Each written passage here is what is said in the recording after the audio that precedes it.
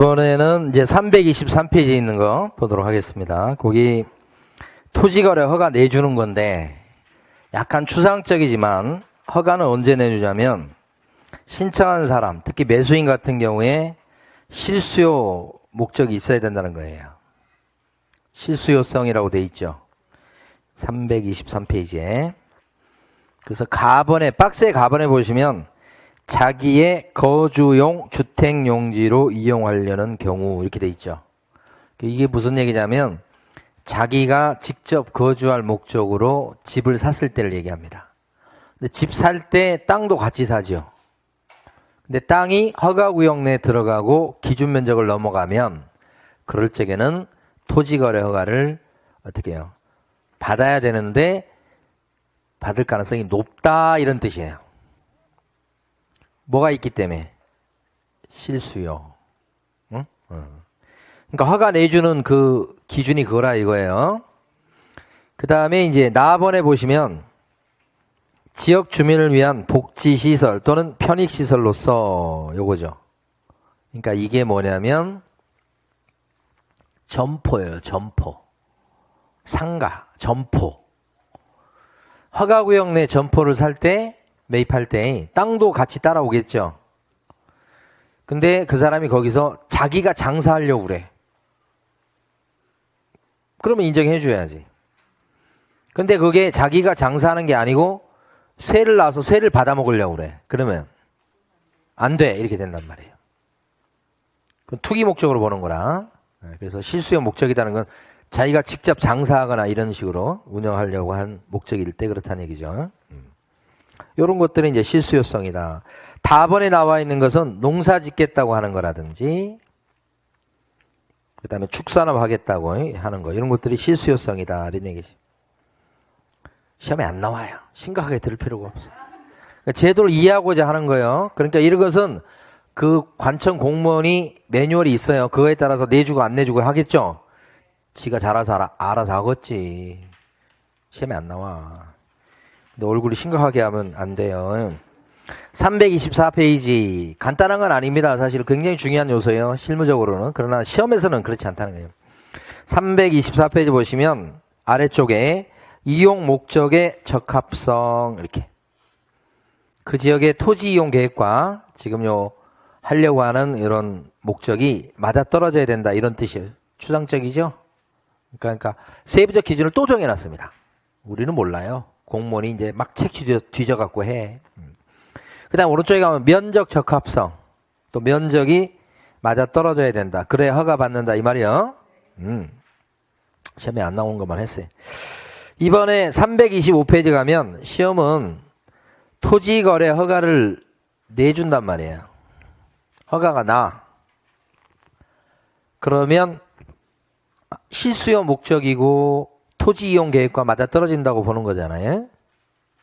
그러면 허가를 내주게 되면 어떻게 되느냐. 허가받은 목적대로 그 땅을 이용할 의무가 있어. 이게 허가 신청할 때 내가 살 집, 내 살 집을 갖다가 매입하는 거예요. 나 집 없어요. 그래? 그래서 허가 내줬어. 근데 이걸 갖다가 자기가 사가지고 자기가 살아야 될 건데 세를 놓는단 말이에요. 그거 아니지. 그 다음에 또 막 가격 올라가니까 팔아버리고 막 이거 안 되는 말이에요. 자기 거주용 주택용지로 쓰게끔 하는 거예요. 이용 의무야. 이용 의무. 나 여기서 전빵 하랍니다. 전빵이 뭔지 아세요? 가게를 전빵이라고 그래. 전빵 가서 쫀득이 좀 사와라. 옛날 얘기죠. 그러니까 그렇게 가게 하겠다고 하는 거. 난 농사 짓겠어요. 그러면 어떻게? 농사 지어야 된다 이 말이에요. 그런데 이제 그러면 죽을 때까지 농사 지어야 되냐? 그건 아니고 이용 의무 기간이 정해져 있어. 그래서 2년짜리가 제일 많아. 그래서 농사 짓겠습니다. 그러면 2년간 농사를 지어야 되는 거예요.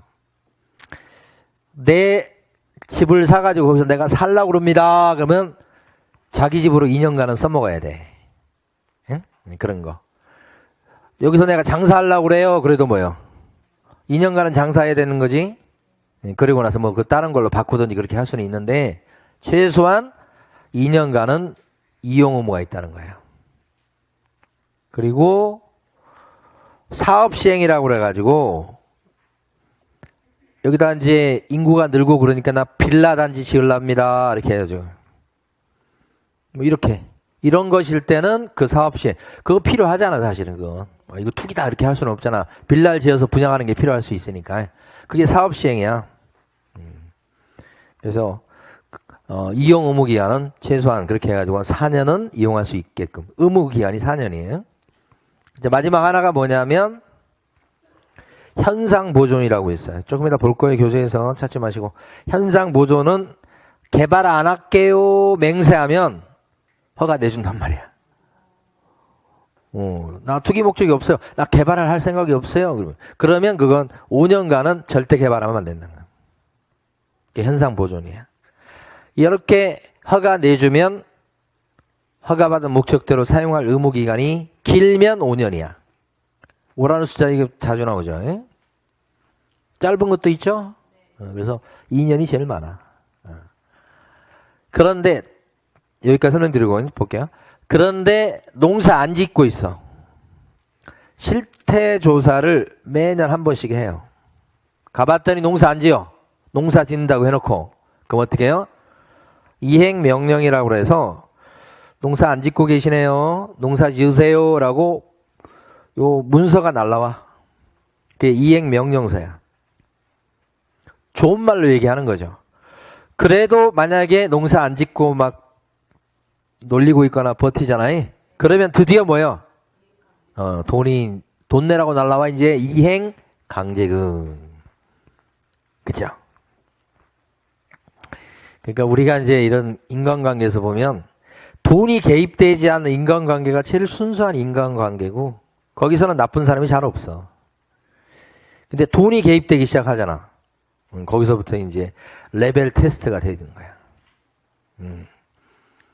그 돈을 뛰어넘어서 더 테스트의 그 최상단은 뭔지 아세요? 저 혼자 생각해요. 목숨을 거는 거예요, 이제. 내 목이 왔다 갔다 해. 그 테스트는 극도의 테스트예요. 거기서는 친구고 아버지고 뭐고 다 없어. 다 배신이야. 그렇죠? 나쁘다고 할 수가 없어. 우리가 그런 존재야. 생존이 1차적이잖아. 그렇죠? 그래서 제가 쭉 사람들 만나보면 돈이 개입되지 않았어. 그러면 다 좋아. 선하고 착하고 막 그래. 돈이 개입될 때부터 이제 사람 눈빛이 바뀌면서 그래 되더라 이 말이지. 그러니까 여기 돈이 걸리잖아. 그러면 이제 말이 많아지기 시작해. 이것까지 압박하는 거죠. 압박. 오케이. 자, 교재 정리해 봅니다. 교재에서 325페이지 보시면 토지 이용 의무라고 나와 있죠. 가로 1번에 이용 의무 기간은 길면 몇 년? 5년. 가로 2번 실태 조사. 이용 의무를 지키는지 한 번 이상 조사하게 돼 있어요. 누가? 시장, 군수, 구청장이. 가로 3번.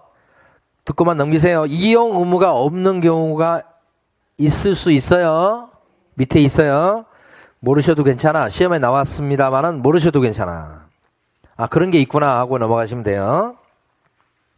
자, 다음 페이지. 가로 3번이 별표죠. 가로 3번. 다음 페이지. 가로 3번. 이용 의무 기간이 2년짜리가 제일 많죠? 박스에 가가 뭐냐면 자기의 거주용 주택용지로 이용할 때. 그 다음에 나 복지시설 또는 편익시설의 밑줄. 전방. 다 뭐예요? 농업, 임업, 어업, 축산업 요거 있잖아요. 요게 다. 그 다음에 동그라미 2번. 이용 의무 기간이 4년짜리가 있어요. 그래서 뭐 분양 어쩌고저쩌고 얘기 나오죠 지금. 그래서 오른쪽에 라 이렇게 나오는데 라, 마, 바 있어요. 근데 길어서 나오긴 쉽지 않아요. 근데 라에서 두째 줄 보시면 뭐라고 돼 있냐면 사업을 시행하는 나왔죠? 네. 자, 마번도 둘째 줄 뒷부분에 가면 사업을 시행하는 나왔죠? 네, 이렇게. 바번도 셋째 줄 뒷부분에 가시면 사업을 시행하는, 그쵸? 세부정맥 모르셔도 돼요. 그 출제 가능성도 특히 바번 같은 거 나오겠어요, 이거? 나오면 뭐, 라, 마 정도 나올 여지는 있다. 근데 사업 시행이란 글자 가지고 판단하시면 되고요. 동그라미 3번. 중요합니다. 대체 토지를 취득하기 위해서 허가받은 거. 대토를 취득한다. 자기 땅은 지금 개발하면서 수용당해버리고 그 주변 땅을 대신 취득하는 걸 대토를 취득한다고 그래요.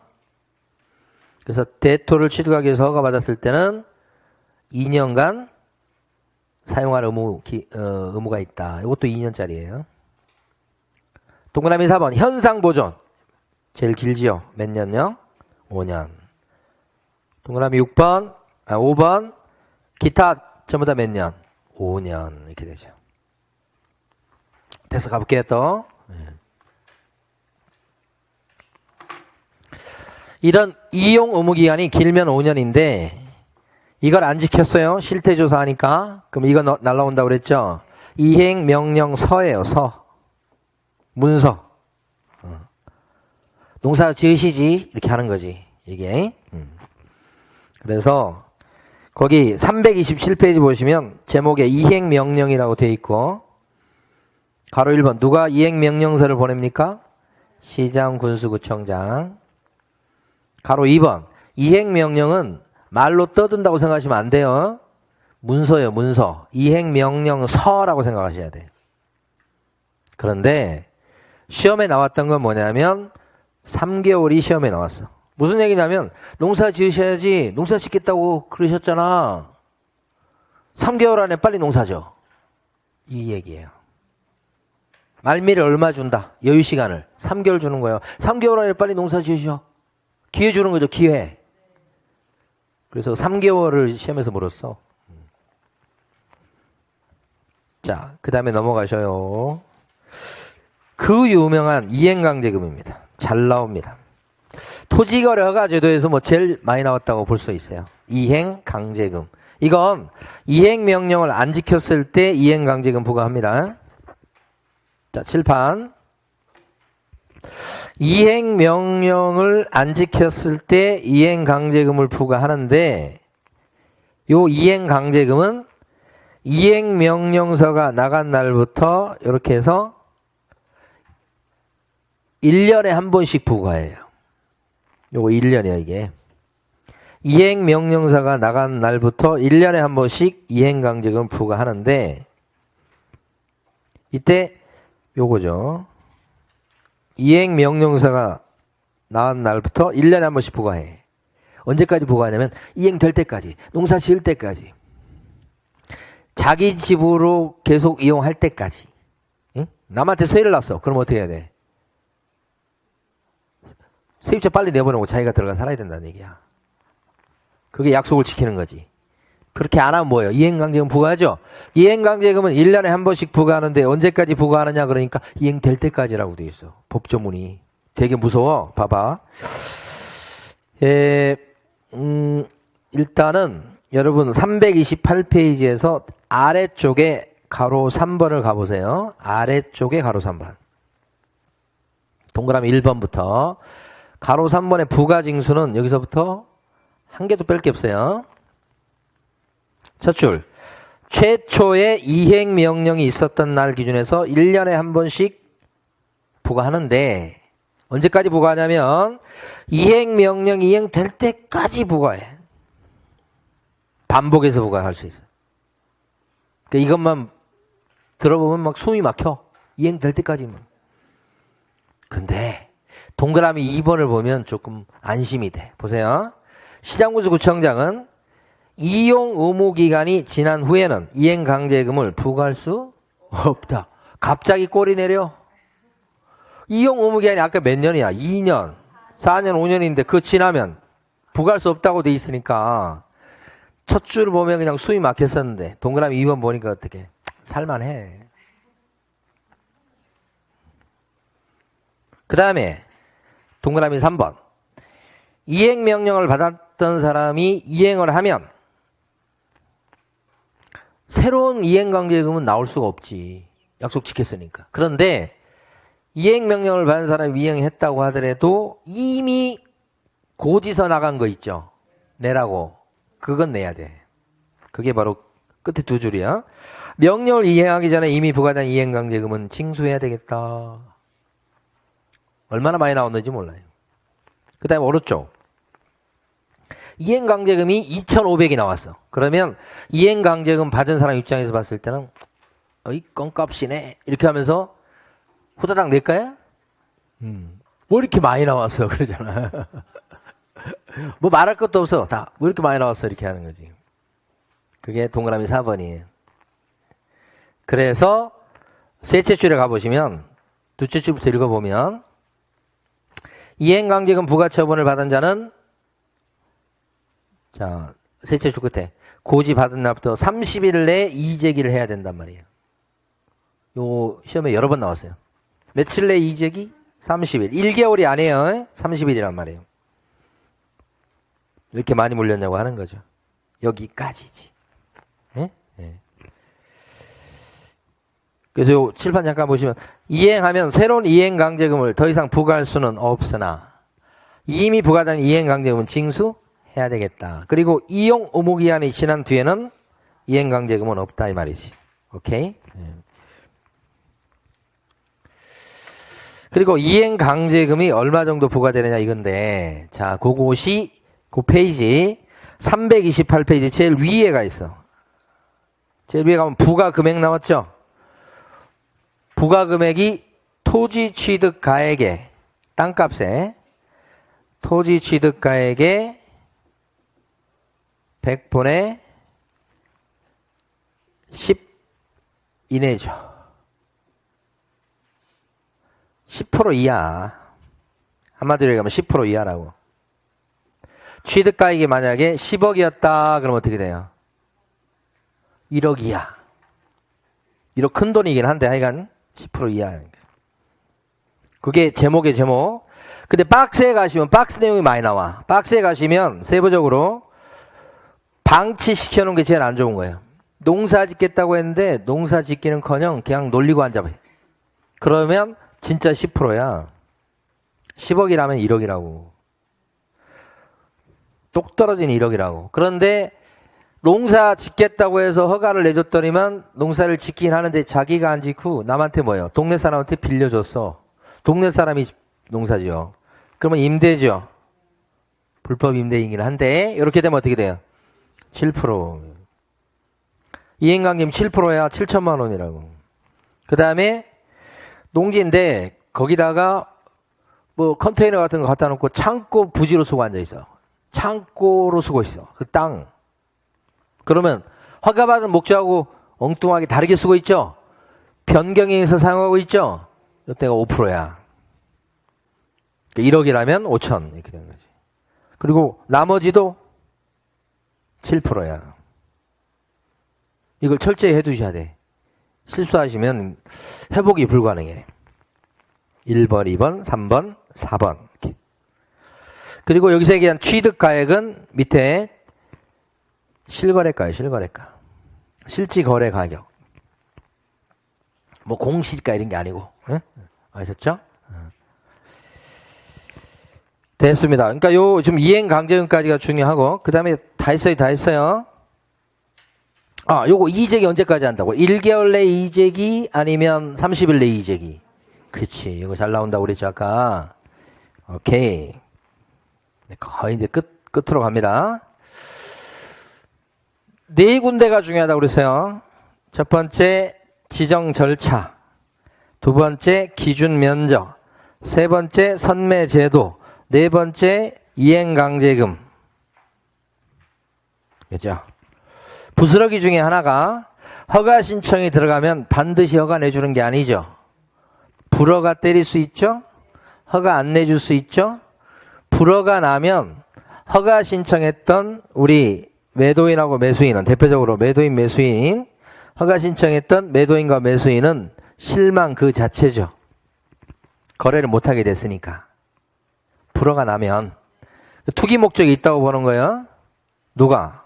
매수인 쪽이. 매수인 쪽이 문제 있다고 보는 거다고.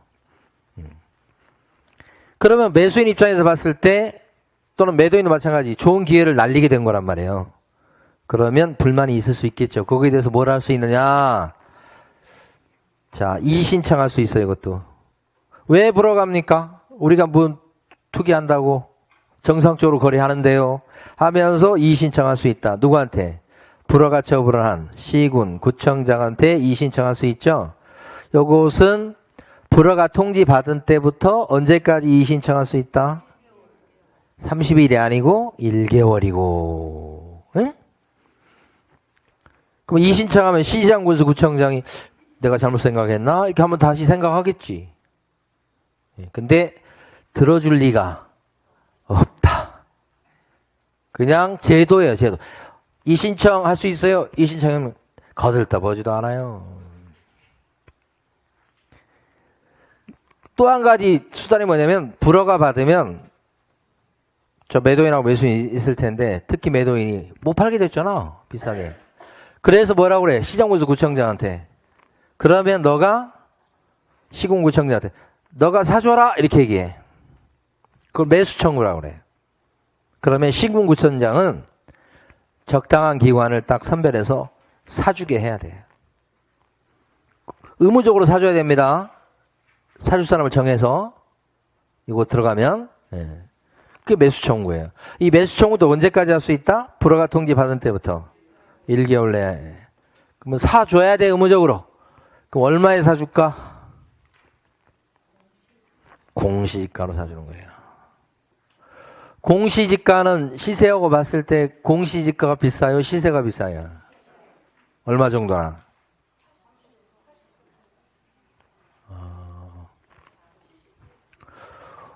예를 들어 공시지가가 예를 들어서 뭐 100만 원이다 그러면 시세는 얼마 정도 될 것 같아?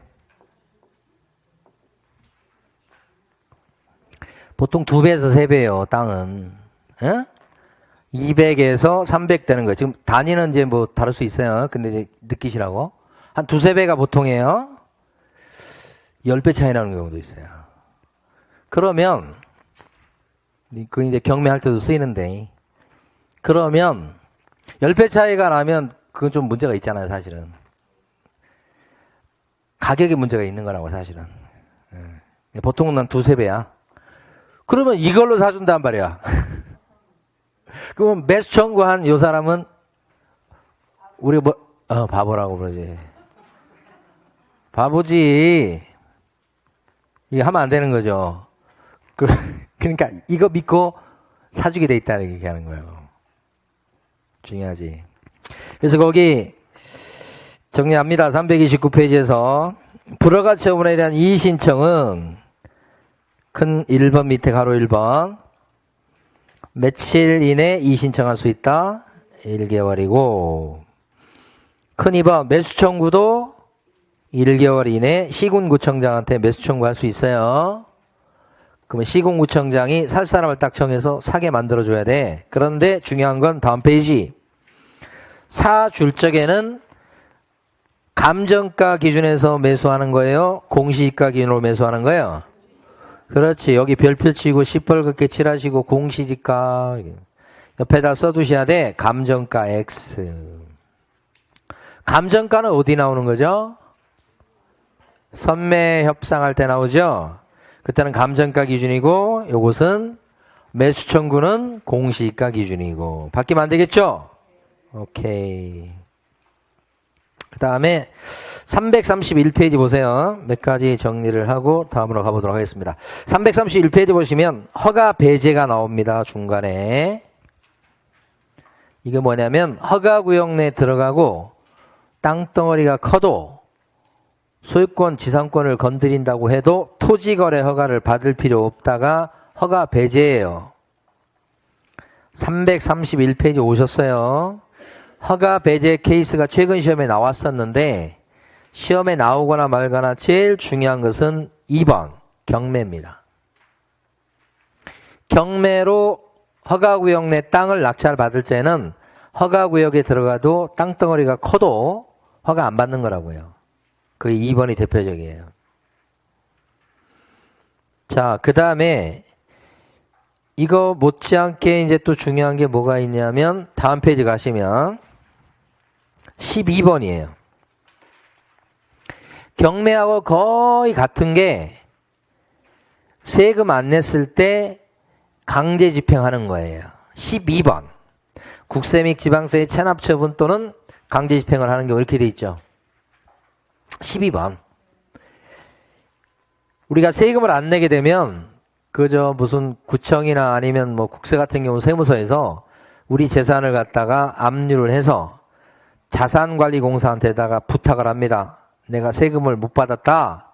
세금 안 낸 놈이 이놈이니까 이놈 재산 요거 있으니까 압류해놨으니 이것을 너가 강제로 팔아서 내가 세금 걷어가게 좀 해주라. 그러면 수수료 떼어줄게 이렇게 해요. 그걸 압류부동산 공매라고 그래요. 그 압류나 공매가 체납처분에 들어가 있어요. 요럴 적에는 토지거래 허가구역 내에 있는 땅이 세금 안 내서 요렇게 압류, 공매 처분할 적에는 토지거래 허가구역 내에 들어가도 법원 경매처럼 토지거래 허가를 받을 필요가 없다. 이렇게 하는 거지. 그 두 가지가 대표적이에요. 그 다음에 333페이지. 제가 여기 평촌에서 이제 제 사무실 위례로 가려고 그러면 저 롯데백화점 옆에 가가지고 그 광역버스라고 그래요? 333번을 타고 갑니다. 그러면 지금 몇 페이지라고요? 333페이지. 금방 갑니다. 모란역까지 금방 가. 한번 갈아타긴 하는데 이 시간만 제대로 맞으면 1시간 채 안 걸려. 근데 보통 1시간 잡아야 돼. 기다리는 시간 뭐 해서 333번. 오늘은 이제 그 오후에 계약이 하나 있어갖고 오늘은 제가 버스 타고 갈 그런 그게 아니어서 오늘은 차를 갖고 왔어요. 근데 오랜만에 계약이네요, 진짜. 자, 333페이지 보시게 되면 위에 농취증 발급 의제 있죠? 잘 나옵니다. 그래서 첫 줄 보시면 토지거래 허가 받았다 그랬을 때 농지취득 자격 증명을 받은 것으로 본다.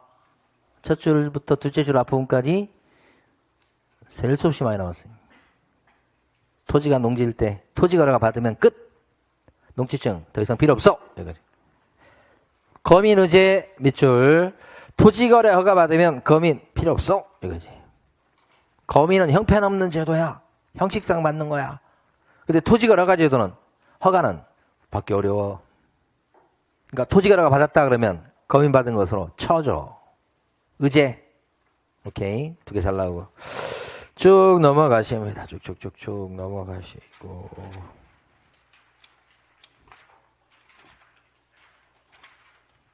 포상금 제도 보고 넘어가도록 합니다. 343페이지입니다. 포상금이라고 되어 있죠. 345페이지로 바로 넘어갈게요.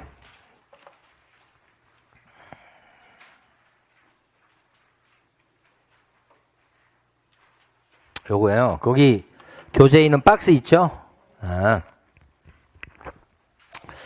이것까지 하고 쉬어볼 수 있도록 하겠습니다. 여기 보면 포상금이라는 게 돈 주는 거, 돈 주는 거. 근데 관청 입장에서 봤을 때 이걸 적발해가지고 어떤 제재를 가야 되는데 적발하기가 너무 힘들어. 그래서 우리가 이제 일반 형사 처벌 받는 사람은 현상금을 걸잖아. 현상금, 현상수배 이렇게 하잖아요. 근데 여기에는 이제 포상금을 거는 거야. 관청 입장에서는. 일단 포상금 제도가 제가 가르치는 과목에서 2번 나와. 중개사 법령에서 1번 나왔어. 그쵸? 포상금 하면 양 부모하고 7분의 교사님 안인광 해가지고 7가지 교란행위 들어가면 포상금 걸려있다. 건당 얼마? 50만 원. 7가지 교란행위가 무슨 뭐 단체가 담합했다라든지 뭐 이런 거 있었잖아요. 그거 거기 한번 나오고, 그 다음에 여기 2편에서 포상금이 나와. 2편에서 포상금 걸려있는 경우가 요 3가지예요. 거짓신고, 허위신고, 허위신고. 그 다음에 토지거래 허가를 안 받았을 때, 속여서 받았을 때, 토지거래 허가. 방금 전에 배웠던 거. 요 2개가 토지거래 허가 제도에서 나오는 거예요. 토지거래 허가를 받았었는데 토지거래 허가 받은 목적도로 안 써먹고 다른 목적으로 써먹는 거예요. 농사 짓겠다고 했는데 농사를 안 짓고 놀리고 있다든지 이런 거 있잖아요. 그때 아까 이행강제금 부과했었죠.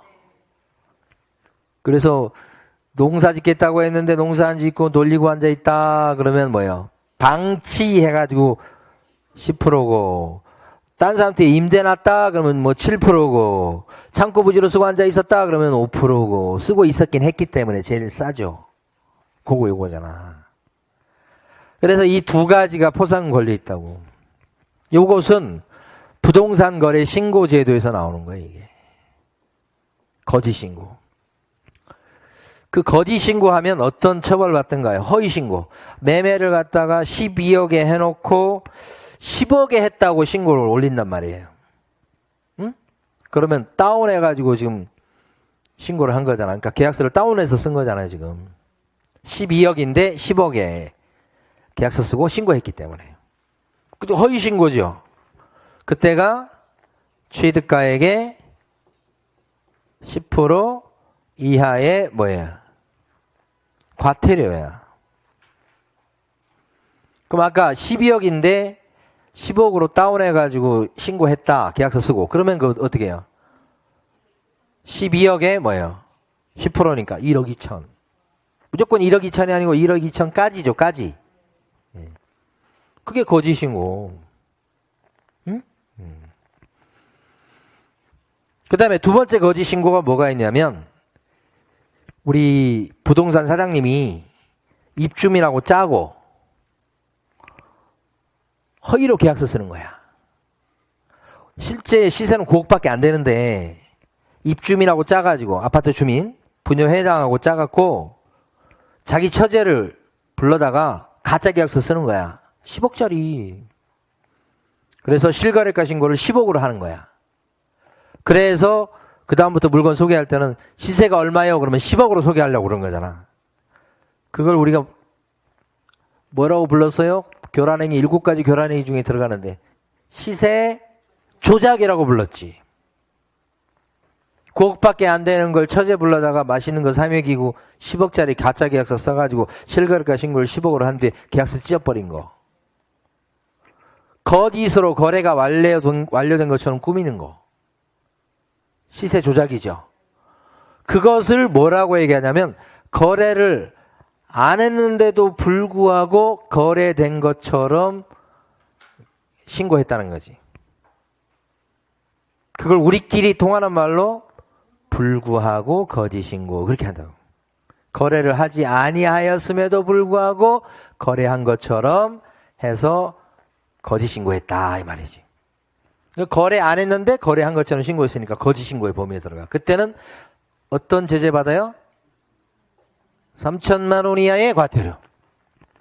시험에 나올 부분을 10번, 20번 반복해서 하는 게 중요한 거예요. 그래야 여러분들이 합격 점수를 안정적으로 딸 수 있는 거예요. 어떻게 보면 버릴 건 또 버려야 되는 거예요. 근데 여기는 버릴 수가 없어, 하나도 지금. 2번째 이거요. 3번째는 주택 임대차 신고 제도가 있어요. 공부했죠? 주택 임대차 신고는 주택에 임대차 계약을 했을 때 30일 안에 신고하도록 돼 있죠? 근데 30일 안에 신고하는데 그때 오피스텔에서 임대차 계약을 하면 주택 임대차 신고 의무가 있어요, 없어요? 오피스텔을 갖다가 1070짜리 오피스텔을 임대차 계약을 했단 말이에요. 그러면 임대차 신고 의무가 있다, 없다? 오, 주거용이면 있다. 이게 답이지. 아무리 오피스텔이지만. 천의 지십으로 지금 세를 놨는데 계약을 한 건데 임대차 신고할 때는 천에 50 이렇게 신고를 해서 계약서 2장 써갖고 한 장 그렇게 써가지고 그걸 제출했단 말이에요. 그 무슨 신고야? 주택 임대차에 거짓 신고야. 그러면 임대차 신고 안 했을 때도 100만 원 이하의 과태료.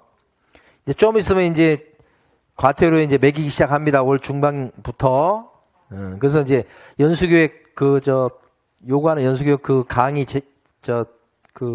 내용 중에 하나가 임대차 신고 제도가 있어요. 그건 3시간 중에 1시간 정도는 그거 해달라는 거야. 왜? 올해 이제 6월, 7월 되면서부터 이제 임대차 신고 의무 위반해서 과태료 받은 사람 많이 나올 거거든. 그 과태료가 얼마라고요? 100만 원 이하의 과태료. 신고 안 해도 100만 원 이하의 과태료, 거짓 신고해도 100만 원 이하의 과태료예요. 액수는 크진 않죠.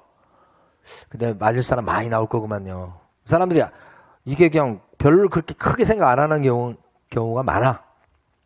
아무리 우리가 막 계약서 쓸 때 얘기하고 막 그래도 까먹기도 하고 사실은. 그래서 이제 아마 좀 시끄러울 거예요 앞으로. 요 세 가지입니다. 이건 뭐예요? 부동산 거래의 거짓 신고야. 요건 거래를 하지 아니하였음에도 불구하고 거래한 양 거짓 신고. 주택 임대차의 거짓 신고죠. 전부 다 과태료죠.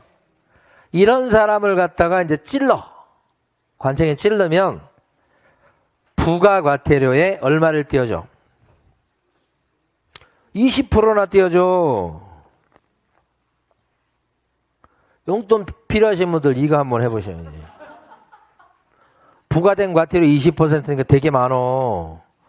여기서 아까 12억인데 10억 했다고 해봐봐. 그러면 거기서 12억 기준해가지고 10%면 1억 2천이나 돼. 엄청나지. 그 중에 20%를 떼어주는 거야. 1억 2천 중에 20%는 얼마게? 2,400이야. 잘하면 팔자로 고칠 수 있어. 근데 그게 너무 사행성이 심하면 안 되기 때문에 상한선을 갖다가 1,000만 원을 두고 있단 말이야. 그러니까 2,400이 됐지만 2,400 못 받고 뭘 받아? 1,000만 원 받는 거지. 1,000만 원 적은 돈 아니단 말이에요. 여기가 핵심이지. 그래서 우리 박스의 제일 밑에 가면 부가과태료의 20% 단반 부동산 거래 거짓 신고의 경우는 1,000만 원 한도다. 얘는 요거 20% 해봤자 얼마예요? 3,000만 원 이하의 과태료니까 3,000만 원이라고 해도 20%는 600밖에 안 돼. 얘는 계산하기도 싫네. 100만 원이라고 해도 20%는 얼마야? 20만 원이야. 20만 원. 얘는 진짜 돈에 안 돼. 그래서 하여간 1,000만 원은 무조건 못 넘어. 자, 그 다음에 중간에 토지거래 허가를 받아야 될 건데 허가를 받지 않거나 또는 속여서 받거나 이렇게 되면 이런 것은 이런 사람을 잃으면 포상금 줘. 그 포상금 얼마 주느냐? 50 줘. 50. 근데 원래 토지거래 허가 받을 걸 허가 안 받았다, 속여서 받았다 그러면 형사처벌이에요. 형사처벌. 그렇죠? 이게 무거운 것 같아요? 이게 무거운 것 같아요? 아니 받아보면 알지. 과태료 요거 지금 예를 들어 3,000 받으실래요? 아니면 징역 6개월 하실래요? 이게 무겁잖아. 이게 무거워요? 돈이 이렇게 소중해? 이게 무겁잖아 이게. 근데 요건 포상금 얼마라고? 50이야. 이 보상금 엄청 세잖아 이게. 그래서 약간 좀 부조화야 부조화. 그 어쩔 수 없어. 50이야 여기도. 이것도 50이거든. 그러니까 일반적으로 보상금은 1편 보상금이든 여기 2편 보상금이든 보상금은 뭐예요? 50이라고 생각하면 돼. 보상금은 건당 50. 50이 아닌가 이거 하나죠 지금? 실거래가 신고 거짓 신고 이거 하나죠? 그러니까 이게 중요하지. 빨간색으로 칠해놨구만. 그리고 이게 토지거래 허가인데 허가 안 받고 그러면 형사처벌이잖아 지금. 벌금이요. 최고는 땅값에 물론 공시가 기준이에요. 땅값의 30% 이하의 벌금이야. 그래서 이건 포상금 언제 주냐면 검사가 기소하거나 기소유예 결정을 했을 때 둘 중에 하나의 결정을 하면 포상금을 50을 준다고. 허가관청에서요. 그 다음에 토지거래가 받은 목적대로 안 쓰고 있다. 그렇게 되면 이런 이행강제금을 부과하죠. 10% 이하. 이거 방치시켜놨을 때가 몇 프로고 정확히 10대 10%고 임대해놨을 때는 7%고 딱 잘 나오죠. 변경해서 쓰고 앉아있을 때는 5%고 기타도 7%고 중간 이렇게 합니다. 근데 이런 사람을 일렀다 그러면 포상금 얼마 줘요? 50이야. 토지거래가 제도입니다. 요 두 개는. 근데 포상금 50을 언제 주느냐? 여기까지 보고 오십니다. 언제 줄 것 같아요? 포상금을. 이행강제금이 부과됐을 때 포상금을 주는 게 아니고 여기는 과태료 부과돼야 포상금을 줘요. 근데 여기는 이행강제금을 부과했을 때 포상금을 주는 게 아니고 언제 준다? 그 전에 이행강제금 전에 이행 명령서만 나와도 준다. 이거 문서로 한다고 그랬죠 이거? 이게 먼저예요. 요리가요 그 다음에. 그래서 예상 문제 중에 하나는 뭐냐면 이행강제금이 부과됐을 때 포상금을 준다라고 하면 틀려. 이행강제금이 아니고 뭐예요? 이행명령. 지금 빨간 거 두 군데를 꼭 알아두셔야 되고 이 표로 거의 정리가 돼요. 대부분. 그런데 이걸로 정리 안 되는 게 하나 있죠. 그게 뭐냐면 어디 갔지? 그 바로 위에 345페이지 바로 위에 가시면 포상금을 지급하지 아니할 수 있는 사유라고 된 거 있죠? 그거. 자, 가로 1번. 공무원이 직무 관련해서 신고나 고발했을 때. 공무원. 그럼 안 준다는 건 아니고 그게 기여 정도가 크면 줄 수도 있다는 얘기예요. 지급하지 않는 사유가 아니고 아니 할 수 있는 사유예요. 그럼 지급할 수도 있는 경우에요. 근데 안 줄 수도 있어. 안 준다고 너무 서운해하면 안 돼. 그 다음에 가로 2번. 위반행위 하거나 위반행위에 관여한 자가 신고 고발했다. 이거 누군지 알죠? 배신자예요. 자기가 같이 해놓고는 배신하잖아 이게. 여기 또 역사의 진리입니다. 예. 가장 가까이 있는 사람이 배신합니다. 멀리 있는 사람이 배신하는 게 아니고.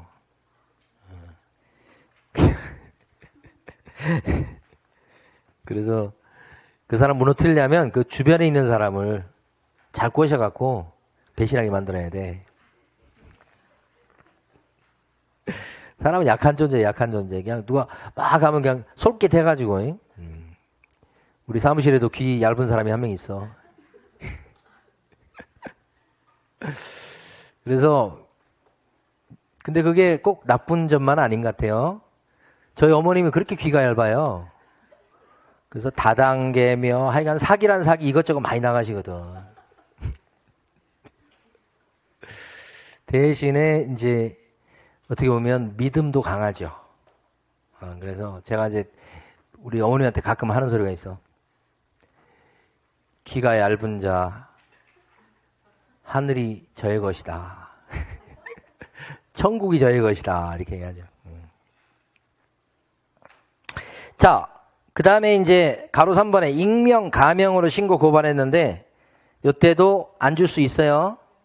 익명으로 했기 때문에 누군지 잘 안 드러날 수 있잖아요. 그럼 안 줄 수도 있다. 이 말이지. 오케이. 거기까지.